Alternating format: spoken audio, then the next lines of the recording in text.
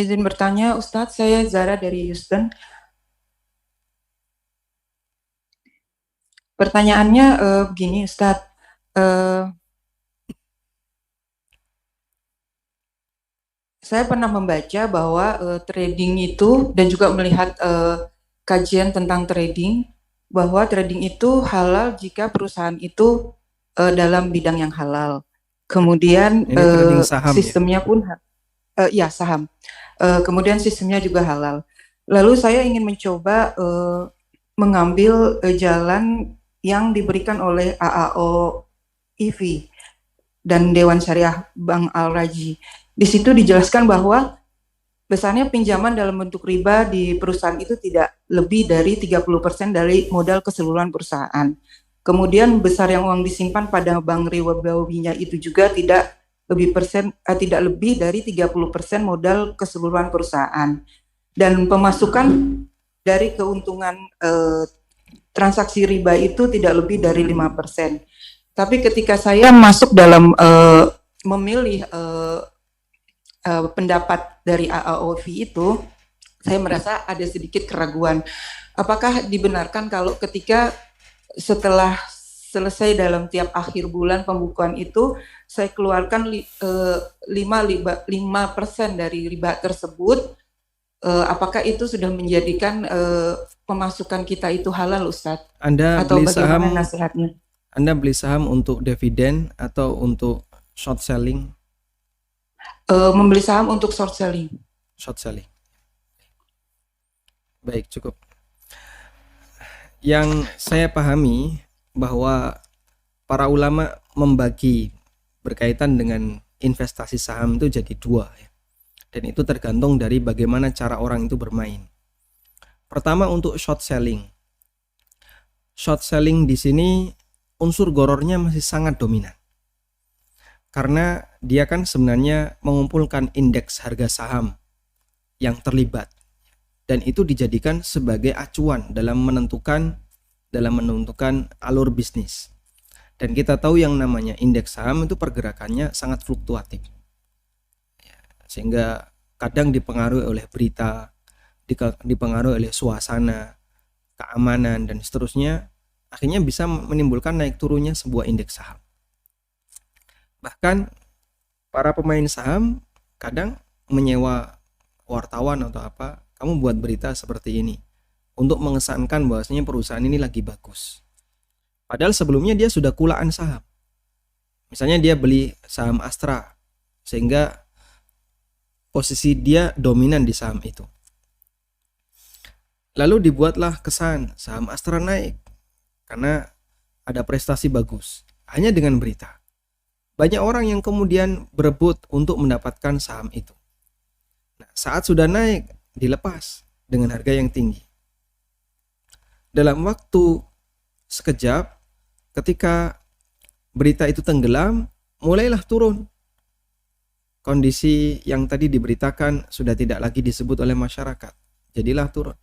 Sehingga ketidakjelasan seperti itu dijadikan sebagai acuan dalam bisnis. Makanya Al-Ustadz Dr. Erwan Tarmizi hafizahullah dengan tegas mengatakan bahwa, dan beliau sebenarnya menukil dari pernyataan para tokoh yang lain, bahwa untuk trading saham, apalagi yang short selling, itu adalah kasino. Jadi itu lebih ke arah perjudian. Karena itu kami sangat tekankan, tinggalkan. Gorornya besar, ketidakjelasannya besar. Makanya sering kita jumpai ada informasi, ada orang yang bermain di situ dalam waktu sekejap dia kaya, dan dalam waktu sekejap pula dia jatuh miskin. Sehingga karakter goror besar itu karakter perjudian, dan efeknya juga sama, kelihatan di masyarakat seperti itu. Yang kedua, untuk orang yang bermain saham tapi tujuannya adalah investasi untuk mendapatkan dividen. Nah, di poin yang kedua inilah baru bisa kita terapkan batasan yang diberikan oleh DPS, Dewan Pengawas Syariah Bank Rojihi, Hay'ah Syariah Bank Rojihi, dan juga yang menjadi standar di ma'ayir syariah yang diterbitkan oleh AAOIV. Tapi itu hanya berlaku untuk mereka yang beli saham untuk instrumen investasi dalam rangka mendapatkan dividen bagi hasil, bukan untuk short selling. Sehingga kita terapkan batasan-batasan mereka di posisi ini. Dan ini pun ulama beda pendapat. Jika perusahaan itu belum 100% meninggalkan riba, apakah kita boleh beli saham darinya untuk bisa mendapatkan dividen? Ada khilaf, seperti yang pernah disinggung oleh Syekh Dr. Sa'ad Al-Khathlan dalam buku beliau Fikih Mu'amalah Mu'asirah, Fikih Mu'amalah Kontemporer, dan beliau menyebutkan jumhur mengatakan dilarang. Jumhur di sini adalah dua majma' fikih Islami, majma' fikih Islami di bawah Rabithah Alam Islamiyah, juga majma' fikih Islami di bawah OKI, Organisasi Konferensi Islam.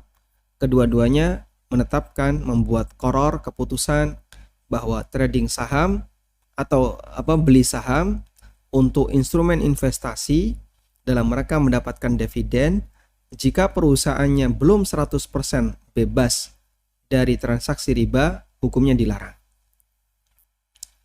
Kemudian pendapat yang kedua, diperbolehkan selama batasannya tadi ya, utang di bank tidak lebih dari 30%, kemudian revenue perusahaan dari riba atau faktor atau unsur-unsur haram yang lainnya tidak lebih dari 5%. Dan itu pendapat Bang Rojihi, Dewan Pengawas Syariahnya Bang Rojihi, yang ini saya kutip di buku saya Halal Haram Bisnis Online. Sehingga kalaupun orang masih memakai ini, masih memakai keterangan Bang Rojihi ini dipahami untuk mereka yang beli saham dengan tujuan untuk mendapatkan dividen, bukan untuk short selling. Wallahu ta'ala alam, demikian yang bisa kita sampaikan, semoga bermanfaat.